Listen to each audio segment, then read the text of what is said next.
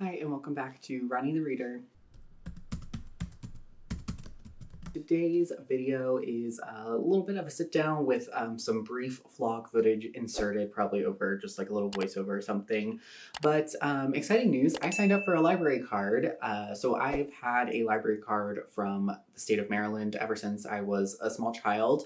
And that is typically what I get my audiobooks and ebooks through. And so I wanted to sign up for an Arizona library card. I had one through the Phoenix Public Library system, but you do have to renew your cards like every couple of years. I think it's every 5 years. And then last time I tried to renew my card, they basically said, like, we don't have an account for you. And I was like, okay, so I decided to get a library card for the city of Chandler, where I live in Arizona now. I signed up for a card, got one, and then today, which is a Saturday, I decided to go to the library and I was hunting for some specific books in the library. I did not end up finding exactly what I was looking for, but I did end up finding two books that I have been interested in, and so I decided to pick them up from the library. So we'll kind of go through those. The first one is a fairly newer mystery thriller release, and that is Bright and Deadly Things by Lexi Elliott. This is Lexi Elliott's newest release, which I think came out this year, if I'm not mistaken.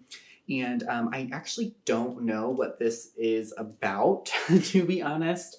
From Lexi Elliott, I have read How to Kill Your Best Friend. I listened to that as an audiobook, I think in 2022 or 2023, whatever year it did come out. And I thought it was okay. I thought it was pretty fun. It wasn't like mind-blowing or anything. And I did start listening to The French Girl by Lexi Elliott, but I just really was not vibing with the narrator, so I did DNF that. So I decided to pick up this particular book and just see what's about. It is actually a lot longer than I thought it was. I guess it's just over 300 pages, but it's like thick-ish pages. I don't know. It's just not a skinny book. I thought it was going to be smaller. So I saw this and decided to just kind of go for it. I don't know when I'll be getting to this. My library that I've been doing does have a kind of initial hold or like checkout period of about 3 weeks. So if I don't end up getting to this like in the month of April, I'm not super concerned about that. So that's the first one that I got. And then sort of along the same lines, a book that I have been interested in but don't want to buy because it's really been hit or miss with this author, and that is 0 Days by Ruth Ware. So Ruth Ware, obviously very, very famous in the mystery thriller genre. I have read, what are her books? I basically have read them all. So I listened to, here we go, we have In a Dark, Dark Wood, The Woman in Cabin 10, and The Lion Game. I listened to as audiobooks when I was getting into Ruth Ware, I think summer of 2019. In a Dark, Dark Wood and The Lion Game were just okay. But I absolutely hated The Woman in Cabin 10. Like, I really, really hate that book. I think it was like 1 or 2 stars. And then I did read The Death of Mrs. Westaway, The Turn of the Key, and One by One physically, which really loved The Death of Mrs. Westaway. The Turn of the Key, I still think is one of the best mystery thrillers that has come out in the last couple of years. Like, that was really, really surprising. And then last year, I did go back to listening to The It Girl as an audiobook and just hated it. And it was a combination. I feel so bad. I think the woman's name is Imogen, who does the audiobooks for Ruth Ware.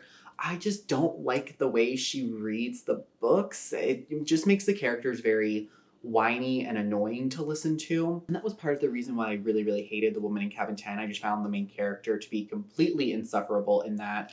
And The It Girl, while I found the way the author or the narrator was reading the book to be part of my issue, my main issue with The It Girl is that there was just nothing happening. I got to the 50% mark and there was nothing going on. It was so boring. And that's something that I heard from people that did end up finishing the book.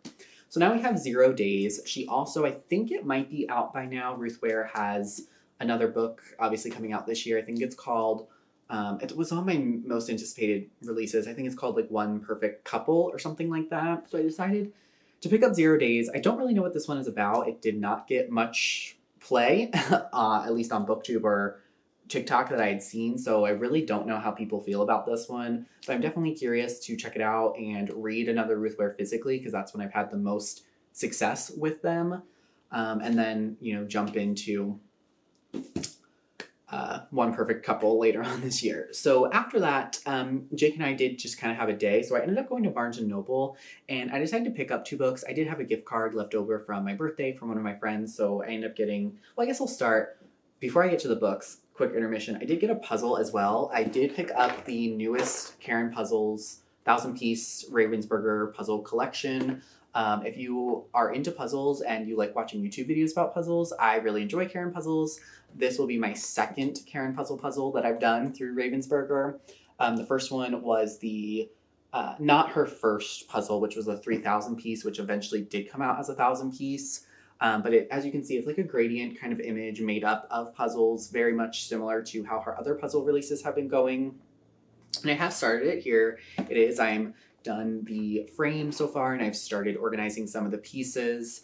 I did start with the pink section, might change that, but I do have a duplicate piece. There's an additional edge piece that is duplicated, and so I don't know, hopefully that doesn't mean that the whole puzzle is messed up or anything like that, but yeah, there is that situation, but so far I'm really liking it. I probably will work on it later more today and see how it goes.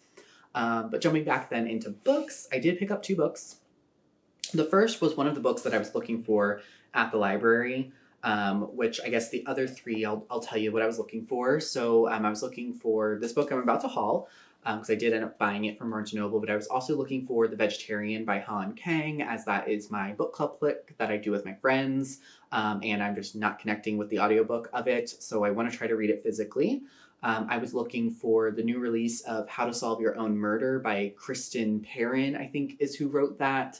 And it was not there, which is fine. I do have an audiobook and an ebook checked out on that book, so totally fine. And then the third book that I was looking for that I did not end up finding is The Fifth Wave by Rick Yancey, because a little bit of a spoiler alert for later on in the year, I am planning on doing a vlog where I'm rereading some YA books, like YA dystopian science fiction books that I really enjoyed. Actually, I don't know if they're going to be all dystopian YA, but just one of them is going to be The Fifth Wave, because I really, really loved The Fifth Wave when I read it.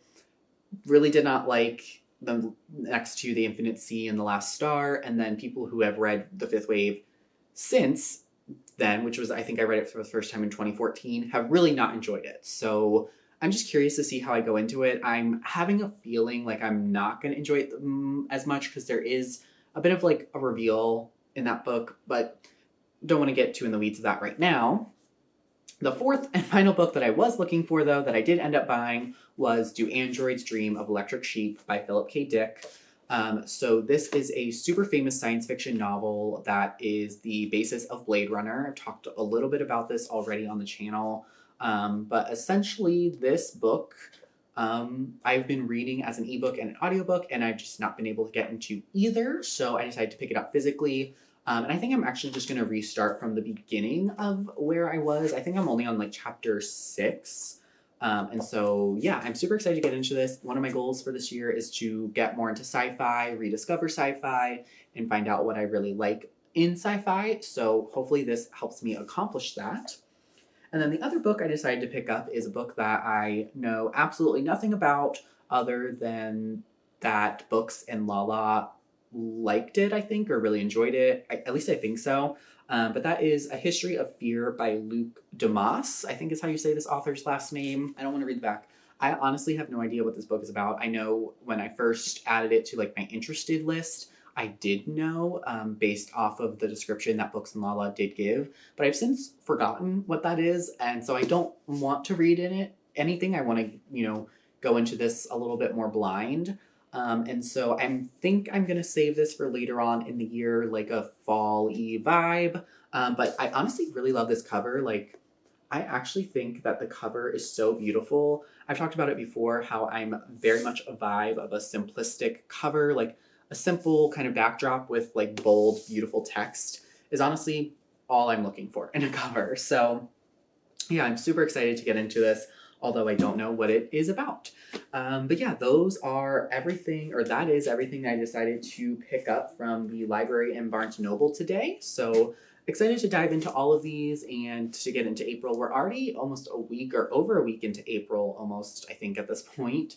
And I have not finished anything in the month of April just because I haven't really been connecting with much. So hopefully I can jump into one of these, although probably not History of Fear, like I said, but probably going to restart Do Android Stream Electric Sheep, although I maybe should prioritize my library books. So super excited to now be a library member and to start using that a little bit more frequently, as I feel like I'm really wanting to just read physically, or at least have a physical copy as maybe I'm following along with an audiobook or something like that. So yeah, that is everything. Please, please, please let me know if you've read any of these, if you're interested in any of these, if you use your local library. I think everyone should be using their local library, and I think everyone should have a library card, because you just never know what, you will need from the library, and they have really good services. So yeah, that is everything. Thank you so much for watching, and until I have another video next week, I will talk to you then. Bye.